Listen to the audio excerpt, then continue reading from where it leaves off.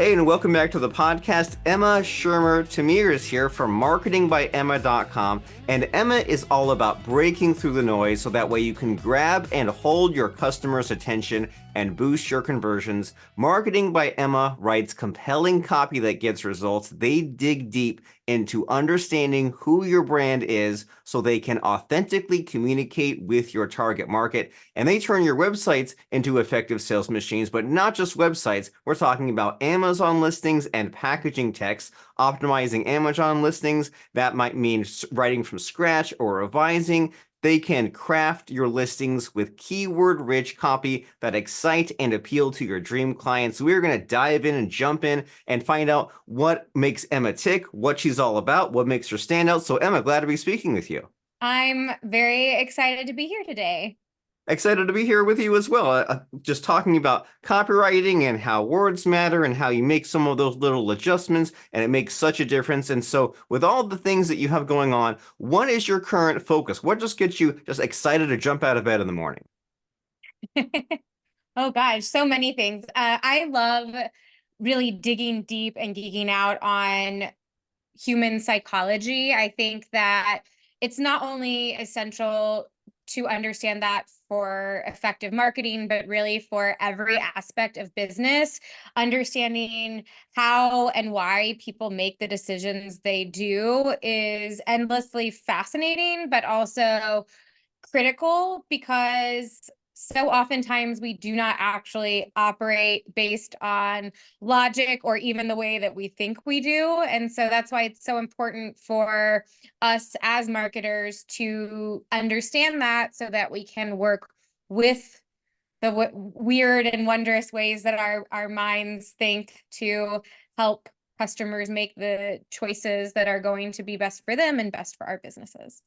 Wonderful. And you're not kidding that the human mind is so bizarre. I was talking with my wife maybe last month about how like we both have like architectural dreams and you can go back and revisit it and there are different rooms in the house. And it's like, why did this even happen? And there's so many things to think about how a lot of people are maybe drifting through life and we need that marketing message to wake them up. And then there's like just the right amount of carefulness in order to get them to make a change or to click that buy button on the Amazon page or to give them what they want so that way they don't buy something else on that competition. And you think about some of these kind of principles about how people buy with emotion and then justify with logic later. So there's just so much to navigate. And so as far as you and your process, so you solve all sorts of problems, but it seems like you are particularly excited about these Amazon listings. So what is it about Amazon listings that really just makes you angry, right? Since we're talking about human nature and emotion, what just gets you fired up and makes you want to throw your computer out the window when you see some of these Amazon listings and what they could be doing better? So I think one of the things that makes me most angry is when I see companies that are just copycatting the top competition. It's one of the surest ways to just totally plummet in the search rankings, to fail to convert to your full potential, and to most likely not be able to stay in business. It's obviously tempting when you see these really high performing businesses to say, well, hey, if it's working for them, why not just do exactly the same thing? And the fact is that you're just making it harder to be able to break through, connect with your customers, and really win over the maximum amount of conversions. Because if they're trying to choose between your top competitor, who most likely has more reviews, potentially more brand recognition, maybe because of the quantities that they're buying, they're also able to charge a lower price, and you're coming in and you don't have the brand recognition, you don't have the reviews, and you're just copycatting what they're doing, which are people going to choose? They're always going to choose the one that's just seems to have the better social proof and is the better deal. However, if you can actually think about how to position yourself in a different way, in a way that gives contrast and helps justify why somebody should choose you, even though you may not have as many reviews, even though you might be newer to the world, even though you may not have that same degree of brand recognition, then you actually have an opportunity to begin to carve out a share of the market and build some momentum and really establish yourself as a competitor. So, as much as it's tempting, do not just copy what everybody else is doing. It's not good for customers and it's not good for you. It's a tempting shortcut, but it's short-sighted. And I imagine that by going that route, you end up maybe only copying the top layer, or you don't even know what you're looking at, right? You say, oh, I'll grab this description or that title, but you're saying there's all of these other factors at play, like the social proof and the reviews and maybe some outside traffic. And so it just seems like a surefire recipe to give yourself a lot of work, but also have a scarcity mindset about it. And what you're saying for us to do instead is to be creative, be original, to carve out your own niche. And so, as far as you helping out these Amazon businesses, is there a favorite like category or type of product or company that comes to mind? As far as like, is there a space where you spend the most of your time?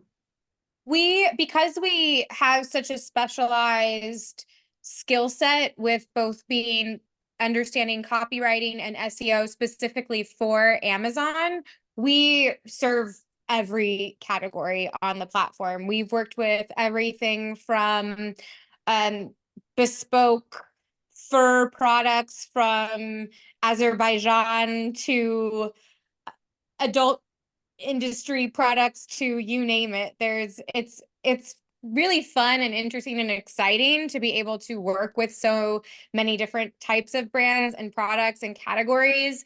And I think that also keeps things fresh for our team to be able to learn about and explore so many different types of products as well. Wonderful. And so what are the principles when it comes to Amazon SEO? And like I know there's so much, but is it your process a matter of saying like, okay, well, we want to target these keywords, but don't keyword stuff. There's that kind of thought process of like if something's searched a lot and that search leads to the clicking on the product page, that's helpful. So when you begin to say, okay, we want this to rank, we want this to get the right people clicking on this product page, like what do you look at? What do you go after? So we really like to dig a little bit deeper into the keyword research results to identify those phrases that are going to be decent search volume with low competition. And those are oftentimes going to be much easier to be able to rank higher for more quickly. And also from the other side of that, with their ad spend, it's not going to be as expensive to be running PPC campaigns on those terms as well. So from all angles, it's easier and less competitive to be able to see results in those. And so those are typically going to be more medium to longer tail keywords. So we're talking about also more highly specific, highly relevant keywords. The benefit of those is that those are also going to typically be higher buying intent as well, meaning that if somebody is searching this very specific keyword into Amazon, they're not just window shopping, they're not just familiarizing themselves with the different options within that category. They're actually going on Amazon to specifically purchase something that they need to solve a problem. And so if you are targeting the right keywords for those types of searches, then you have an opportunity to be able to connect with customers when they're most ready to buy. And so then it's both understanding what keywords to use and then constructing that product page to address whatever questions, concerns, or interests the customers have so that you make it really easy for them to identify, yes, this is the product that I'm looking for. It checks all of the boxes. I trust this company. I'm excited about this. I'm going to add it to cart and I'm going to be able to get on with my day. Wonderful. And that's a logical approach. So you're saying that you're looking for keywords with a high search volume but low competition, and you're all about that long tail because it's tempting to say, "Oh, I just want to rank for like phone cases or something." But then, well, is someone just looking to see like what kind of phone case they want, or if it's like a specific model or a specific design or color, or if it's like I'm searching like pants for a baby and I'm searching like the exact size, it's like, well, I'm way more likely to go there and buy that because I'm searching something longer, which is more like I know what I want and I'm looking for something specific. And then you're saying then your attention turns to once they land on that product page, then what are their concerns at that point? If I'm looking for an iPhone case, well, am I looking for like, is it strong or is it thick or does it have a like a wallet or a stand or something? And so then that's kind of like just what's that buyer journey like? And so since this is a podcast and stories are fun, right? Especially stories that show off your expertise and kind of your problem solving skills. So do any stories come to mind as far as like some client perhaps with like the name left out or something that you jumped in and you worked your magic and things were really great after? What comes to mind story wise? So we were brought in with a keyword research software to do a really fun case study almost a year ago. And this was for a product that they had very publicly done a series of content around. And so as a result of that, there'd actually been a lot of copycat products that had popped up on Amazon as well. So they had essentially, by creating all of this content, created a bunch of copycats who were stealing away market share. So they'd gone into a blue ocean category, and now the competition level was raised significantly. And they wanted to see if we coming in worked on their product page, the content, and some of the design recommendations, if that would allow them to be able to perform better without changing anything else. So we came in, and this product is a wooden egg holder. So it's a very basic product. And so we tried to think about, well, what can we do to maybe connect with customers in a different kind of way rather than just saying this is a nice looking egg holder that will hold your eggs.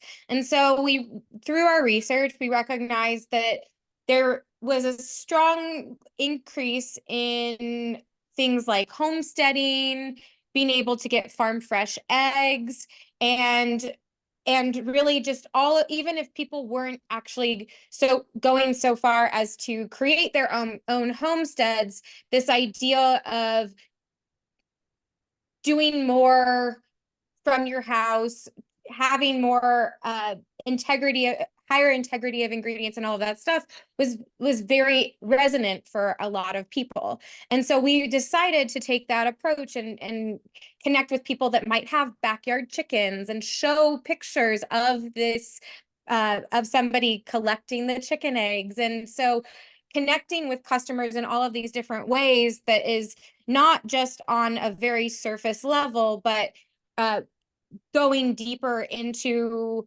why would they be wanting to raise their own chickens?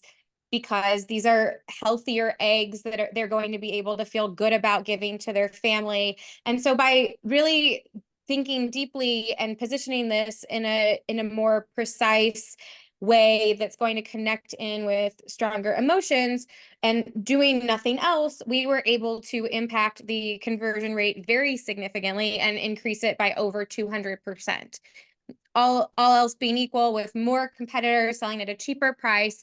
And so it really just speaks to the significance of understanding who you're selling to and reflecting that through your marketing. So it's ultimately not about you at all. It's really about helping the customer see themselves in whatever it is that you're selling, so that they are able to identify and say, yes, that speaks to me. This is exactly what I'm looking for. They understand me. They understand the problem that I have. They are providing the solution that really is going to help me achieve that. And as a result, the results speak for themselves.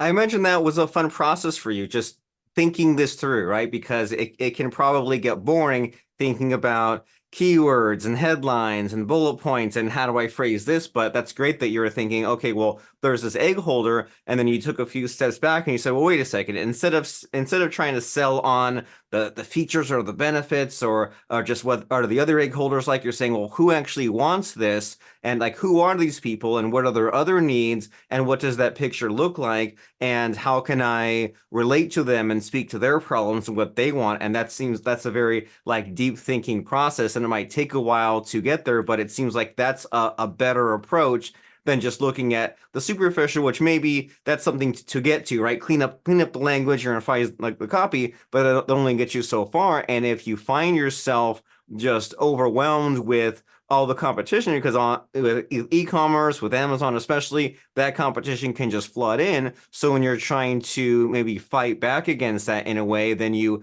be more creative and think outside the box. And that's just wonderful to think about. And so as far as Amazon goes and these businesses that are either struggling or new or want to do better, is there a low-hanging fruit out there? Is there like a secret about listing on Amazon that isn't spoken about and doesn't necessarily have to be like advanced or simple, but just what is staring us right in the face and is not being done that should be done more as far as our Amazon listings and our copywriting? It's not a secret at all, but I am amazed by how few people are really doing a good job of this, which is using the product images on their Amazon listings to address every aspect of the product that the customer needs to understand, so that ideally using those images as if that were the only thing that a customer is looking at, to be able to drive home all of those key important pieces of information. Of course, lots of different people engage with content in different kinds of ways. People are very visual shoppers. Amazon even at one point was testing the ability to be able to scroll through the product images directly from the search results page. That's not something that they're currently doing, but at any time they could decide to go ahead and make that just a standard across their whole site. But it speaks to, and even just the fact that they were testing that, how significant they see those product images. And so not only do you need really good product images, which you don't have to pay a lot of money to do that, but you want to make sure that they're well composed, that they're high resolution, that they look professional, because that's really speaking to the fact that this is a product that they can trust, that it's quality. We have as buyers little things that, even if we're not actively aware of them, act as signals or flags of maybe this product isn't as good as it says it is. And one of those is poorly made images. And so making sure that you have really nice looking photos, but not stopping there, because if you are not adding text to your images in a very thoughtful way, then you are missing out on a huge opportunity, because you're essentially giving a picture to a customer and saying, here, customer, you don't know my product. Tell me what this means to you. Whereas if you add a little bit of text, especially if it's thoughtful text that is speaking to perhaps the emotional reason why somebody would be wanting this product, or calling out a really important benefit that they might know, then you're not leaving the interpretation of this image up to the customer. You're able to control the message and make sure that every single person that's looking at that picture gets the message that's going to be most helpful in pushing that sale forward. And so I see this mistake happening both from the largest companies to the smallest sellers, and it's just such a vital piece of your Amazon real estate that you need to make sure you are maximizing. That's great. That's a hot tip. And I don't know how true it is, but I remember hearing something like in like the Western world and in America, then we're used to just having just like three images. But then in some of these other like Asian parts of the world where they're on their phones a lot more than on their computers and they don't like to read, they like to look. And in some of these other Asian countries, like, Singapore, China, whatever, then they're used to like 14, 24 images on some of these products. And you're making me think back to when I bought this or that on Amazon. Like I bought a flashlight once and I was like, okay, what's the size of it? And I wanted one that was like USB plug-in and had like a recharge battery built right in, so I didn't have to swap in batteries. Like the images were so helpful for that, especially because I was on my phone and didn't really want to read on my phone. Like it's kind of awkward, and I just flipped through. And you're making me just think of just some of these Amazon pages where you flip through and the different images show like a measurement, or show off some of these like features, or like does the light put out some kind of different color if it's on this other mode, and a picture of that. And so that's great. And it might be counterintuitive if we're too close to our own product and not thinking in these terms of like, I only have a couple of minutes or a couple of seconds to scroll through. I'm clicking on it, I'm flipping through, and I don't have time to like switch and look at the image and look at the text and back. I mean, from a copywriting perspective, that's a huge no-no, right? Of making someone switch and switch. A confused mind never buys. And so that's a great tip as far as use a bunch of images, but not just random images, but well-quality images. That way there's not that subtle discouraging factor if the images are bad quality, and then use the images to show off the features or the emotional reasons, or just whatever kind of just must-haves that a potential buyer is looking for. And so if someone says, okay, I was super impressed by Emma just giving me some of these insights, and I want to take the next step, I want to contact her and her team, how does someone know if their company is a good fit for you? And if they are, where do they go? If you are a brand who is serious about growing either on Amazon or on e-commerce more generally, and you feel like you know who you are, but you don't know how to communicate that in a way that is really going to connect with your dream customers, then we are definitely a great fit and would love to connect either through being able to do those projects for you, or I also offer consulting and even training for larger teams that have the capabilities but don't yet have the knowledge. You can find us at marketingbyemma.com. We have all of our contact details there. So whether you prefer email or WhatsApp or the phone, we have them all. Or if you would just like to be learning more, I also recently started a YouTube channel where I dive deeper into all of these topics, and that's Marketing by Emma on Exciting. YouTube. So go to marketingbyemma.com, and even better, because this is hot off the press, this is cutting edge, go to the Marketing by Emma YouTube channel, and at the very least, go there and click on the subscribe button. Even if you only have a second, go there and subscribe, so that when you come back to your phone or your computer, then it'll be in your feed. And you're clearly someone, by listening to this podcast, you're someone that wants to take your Amazon business more seriously. And the way to do that is Marketing by Emma and her team. So go there right now, marketingbyemma.com and the Marketing by Emma YouTube channel. And as we're wrapping up our conversation here, Emma, it's time to do something scary and put you on the spot. I like to ask my guests about a quote or lesson that will really help us out and send us on our way. So it's time to get stumped. Does anything come to mind as far as a quote or lesson to help us out?